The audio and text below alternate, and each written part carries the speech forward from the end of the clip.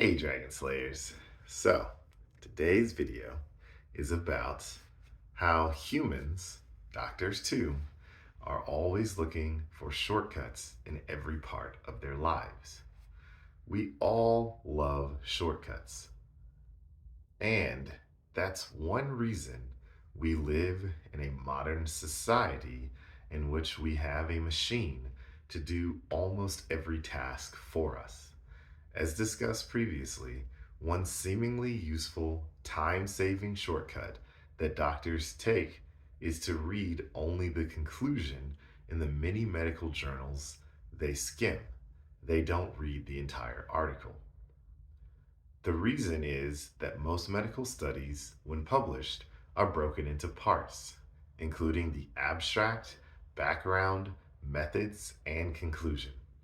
Summarizing only the conclusion is also what the news media does when it reports on medical studies with the intent to scare you. Often, when Dr. Barry hears a news report on one of these studies, he simply rolls his eyes. It's obvious that someone with no medical training has read only the conclusion or someone else's summary of the conclusion. The conclusions of medical research studies often don't truly represent what the study's results revealed. Another shortcut that doctors take is to lump patients into several groups. Then, when they encounter an individual patient who seems to fit into one of these groups, the answer to the question of which prescription pill to give is obvious. For this type of doctor, there is no such thing as a unique patient. There are just different types of patients. Thinking is hard work, and if a doctor is a little lazy or a lot overstretched, this shortcut seems well worth it in the short term.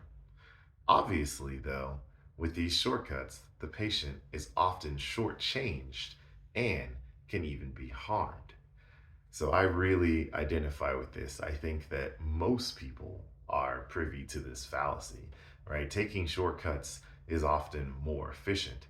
I've always told people that the path to efficiency I define as it's basically getting the greatest output for the least amount of input.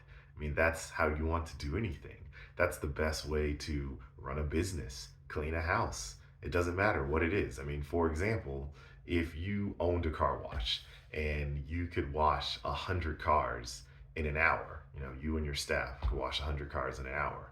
But instead of cleaning every single spoke on every single tire, you merely just rubbed the outside of the tire and power washed the spokes, right? Let's say that would make you go from 100 cars an hour to 150 cars an hour. Well, leaving out that one step is far more efficient. But unfortunately, when it comes to your health, if you don't look at every single person as an individual and size up that individual, leaving out steps could tremendously harm someone. And that's kind of the problem here. You can't really shortcut or shortchange everything in life. I mean, even in my own workout, I used to go to the gym like 3 hours a day, 6 days a week. I mean, it's crazy. And I cut that back over the years to probably 3 times a week, about an hour and a half or two. And now I've cut that back even further. I haven't fully figured out my new workout routine, but I'm trying to do even less. You in most things you want to do the least amount that you possibly can to get the greatest benefit. If you can put in an hour in the gym and get 80% of the results, that's good enough for me, right? That's good enough for most people. But you can't clump every single human being into a category when you're trying to service their health because we're all individuals and sometimes taking shortcuts can be absolutely detrimental. So that's what I've got for you guys today. Don't forget to like and subscribe because it really helps the channel out. And remember, guys, that together, you and I will slay the dreaded diabetes dragon.